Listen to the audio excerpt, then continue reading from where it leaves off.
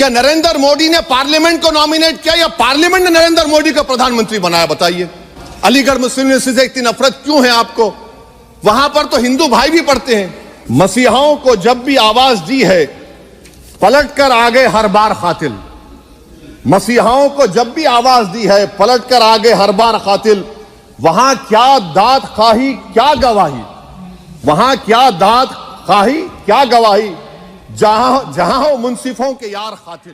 दोस्तों, वो कहते हैं ना कि अनपढ़ गवार दोस्त से शिक्षा वाला दुश्मन बहुत अच्छा है। ऐसा एक वीडियो आज आप लोगों के सामने लेकर आया हूं, जिस वीडियो से आप लोगों को पता चलेगा कि देश में क्या हो रहा है, इंडिया में क्या हो रहा है, किसको हमने प्राइम मिनिस्टर बनाया है।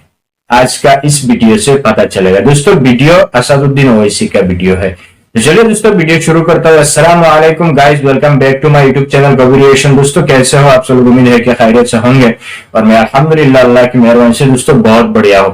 दोस्तों, असदुद्दीन ओवैसी का वीडियो है। वीडियो में बहुत कुछ सुनने को, बहुत कुछ सीखने को, बहुत कुछ मिलने वाला है दोस्तों।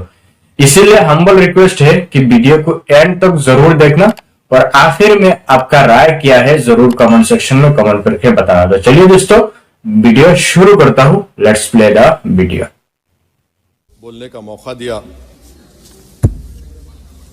सर, मैं हस्बे आदत और हस्बे रिवायत उसकी मुखालिफत में खड़ा हूं और सदर जमहूरिया के खुतबे को अगर आप देखेंगे सर, तो उसमें पूरे खुतबे में लफ्ज़ मुसलमान तो छोड़िए, लफ्ज़ अक़लियत भी इस्तेमाल नहीं हुआ है। और मैं बड़ी जिम्मेदारी के साथ आपके सामने अर्ज़ कर रहा हूँ कि भारत में 14% मुसलमान जो आबादी के लिहाज से 17 करोड़ आते हैं, वो आज पिछले 10 साल में नरेंद्र मोदी की सरकार में अपने आप को एक गैर यकीनी कैफियत में पाते हैं। अपने सोचते हैं कि हमारी शनाख्त को ख़तरा है, हमारे वजूद को ख़तरा है। और मैं बड़ी जिम्मेदारी के साथ कह रहा हूं कि जज्बात में लाए बगैर कह रहा हूं कि आज 17 करोड़ मुसलमान अपने आप को ऐसा समझते हैं कि जिस ज़माने में हिटलर के ज़माने में यहूदी अपने आप को समझते थे। और उसकी मैं बताता हूं क्यों समझते हैं, बताता हूं आपको चंद मिनट में।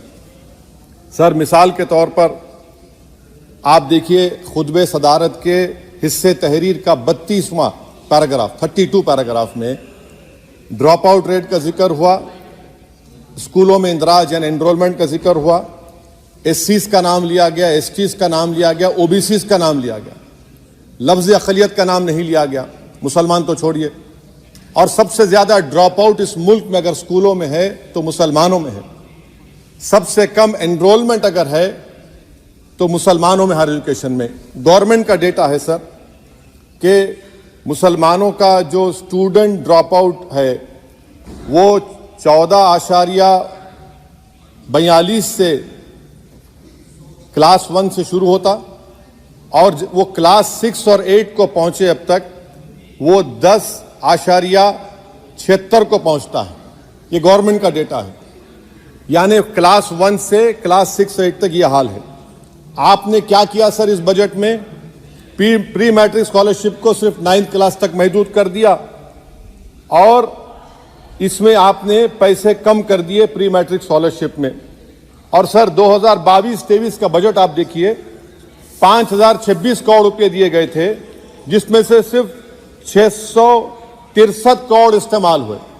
अब आप आ जाइए सर, AISHE का डेटा है कि हायर एजुकेशन में मुसलमानों का 8.5 ड्रॉप आउट रेट हुआ है। 2020-21 में गवर्नमेंट का डेटा बता रहा है कि 1,80,000 मुसलमान हायर एजुकेशन में नहीं है। प्री मैट्रिक स्कॉलरशिप को आपने 423 करोड़ था, उसको आपने इस साल 326 कर दिया। मौलाना आजाद फेलोशिप को 45 करोड़ कर दिया।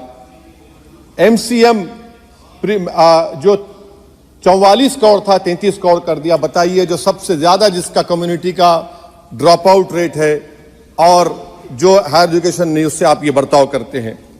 सर, दूसरी बात यह है कि हम ये देख रहे हैं कि 10 साल में इस सरकार में कोई हद नहीं छोड़ी है गलत हुक्मरानी की, नफरतों को भड़काने की। कोई हद नहीं छोड़ी गलत फहमियों को फैलाने की और कोई हद नहीं छोड़ी इस मुल्क के अवाम नास को तर्क करने की। इस 10 साल में हमने क्या देखा सर? जमहूरियत हमारे वतन अजीज की को बचाना बहुत जरूरी है। यह गरीबों के लिए और कमजोरों की एक बहुत बड़ी ताकत है। मगर 10 साल में 9.5 साल में क्या हुआ?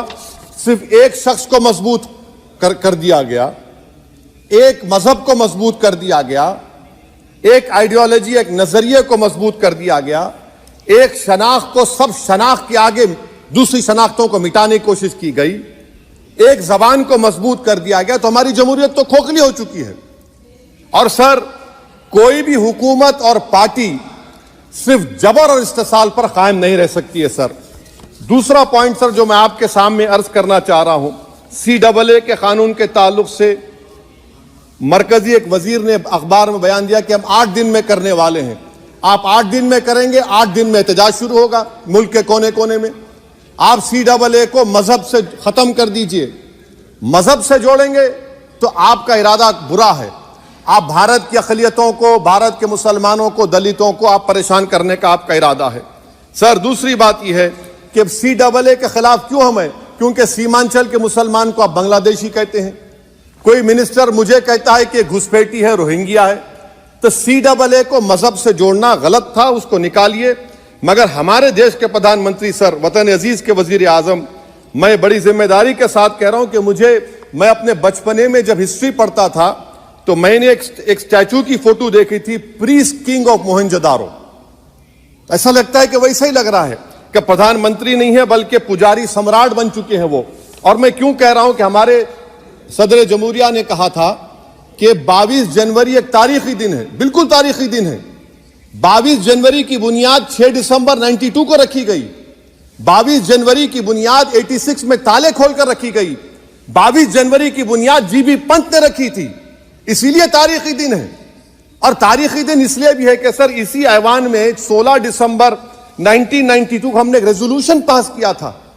आप बताइए कि आज इस मुल्क में चाहे कोई सेकुलर पार्टी का हो या जो भी हो, वाले सब सेकुलर है, बुरा मैं हूं, किसी में हिम्मत नहीं है कि 6 दिसंबर की बात की जाए। और वो तारीखी दिन इसलिए भी है सर, इंसाफ करने वालों में एक NCLT के चेयरमैन, एक गवर्नर और एक नामजद शुदा रुकने पार्लियामेंट बैठे हुए थे। अब आप बताइए मेरे पास बचा क्या है? बचा यह है कि आर्टिकल 32 बचा है जिसको बाबा साहब अम्बेडकर ने दिया। आज मुल्क के 17 करोड़ मुसलमान भारत के वजीर आजम पर एतमाद भरोसा नहीं करते, बिल्कुल नहीं करते, बता रहा हूं, खुल के कह रहा हूं।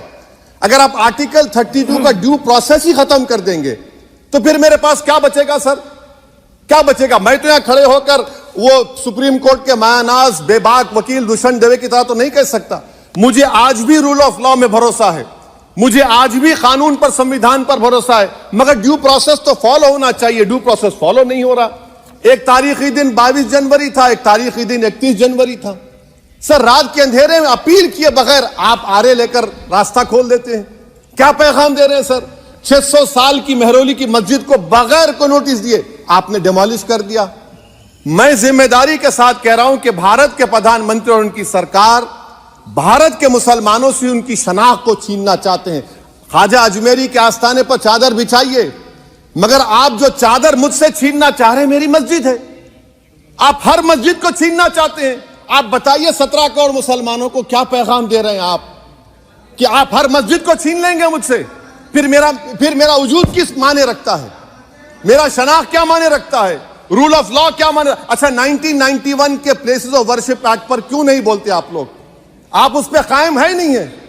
आप 500 साल की बात करते। मैं आपसे कहता हूं भाई 500 साल पे मत जाइए, बौद्ध पे जाइए, जैनिज्म पे जाइए, शैविज्म पे जाइए।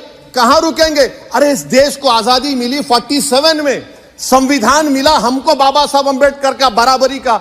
उससे पहले तो राजा रजवाड़े थे, जमहूरियत नहीं थी, लोकतंत्र नहीं था, मगर आप उसको उस बारे में लेके जाते। अरे 500 साल आगे क्या होगा बताइए?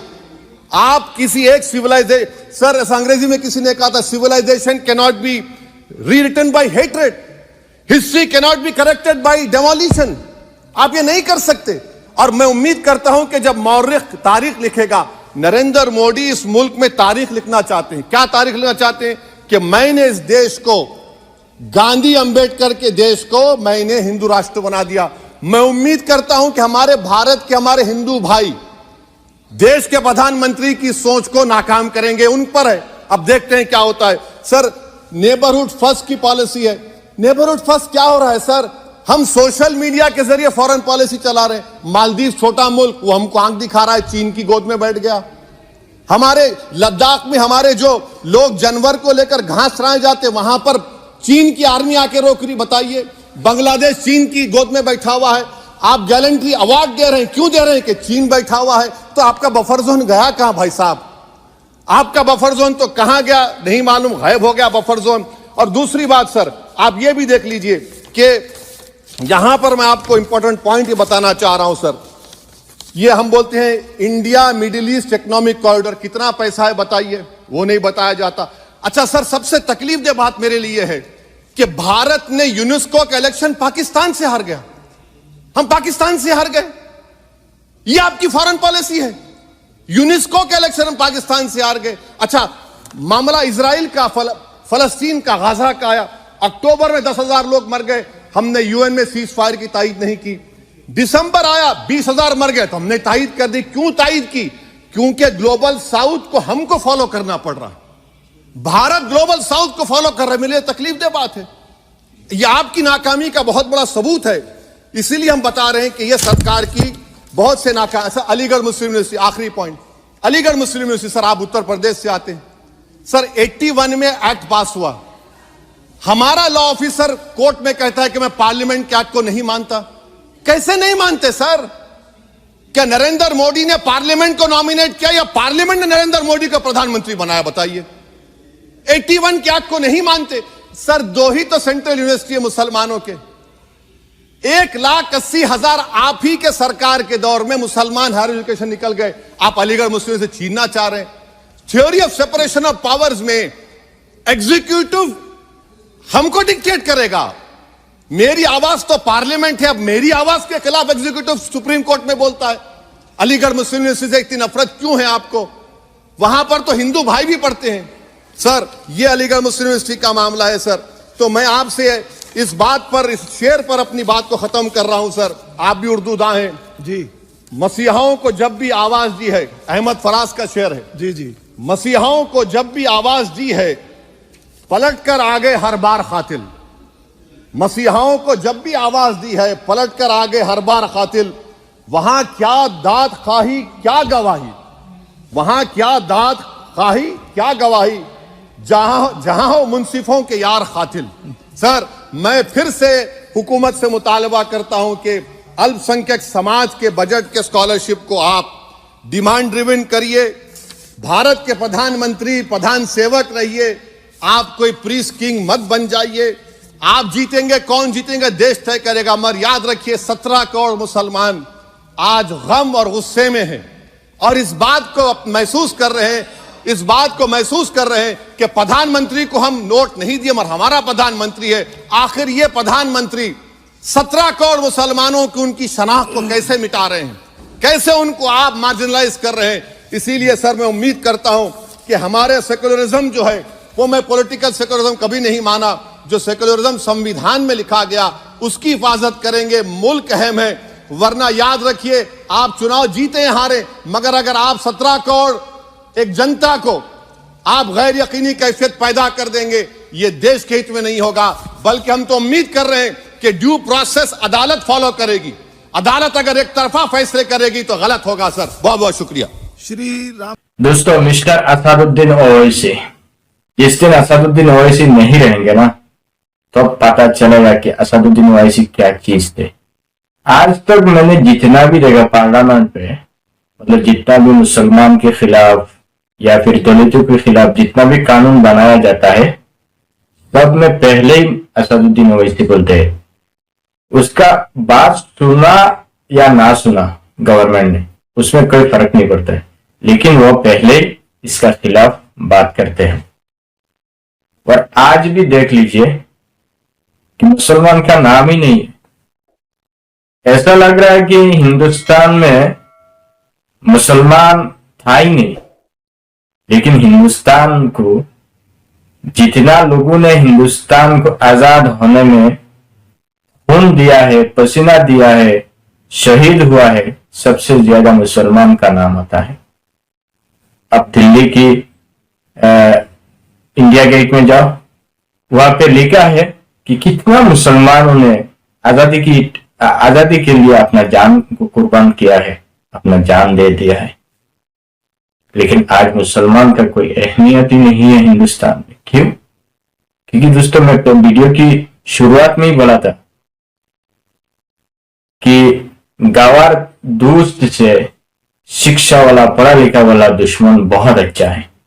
अब एक ऐसा लोगों को प्राइम मिनिस्टर बनाएंगे, डायरेक्ट छाए वाला से प्राइम मिनिस्टर बन जाएंगे, तो देश के मुल्क को कहां से कहां लेकर जाए, ये सोचने वाला बात है दोस्तों। आज देश कहां है? देश को इतना अंधभक्त बनाया है मोदी ने कि देश शिक्षा के बारे में कुछ देखता ही नहीं है। मंदिर को लेकर इतना अभी क्या बताओ दोस्तों। तो दोस्तों, कुछ ज्यादा अगर बोल दिया है तो माफी चाहता हूं, लेकिन सच्चाई यही है। फरसुद्दीन ओवैसी ने जो सच्चाई आप लोगों के सामने रखा है, क्या कहते हैं आप लोग जरूर कमेंट सेक्शन में कमेंट करके बताना। चैनल पे दोस्तों नया हो तो चैनल को जरूर सब्सक्राइब कर लेना, वीडियो को आगे शेयर जरूर करना, तो प्यारा साथ से एक लाइक जरूर कर देना। मिलता हूं दोस्तों किसी और एक वीडियो को लेकर, तब तक के लिए अल्लाह।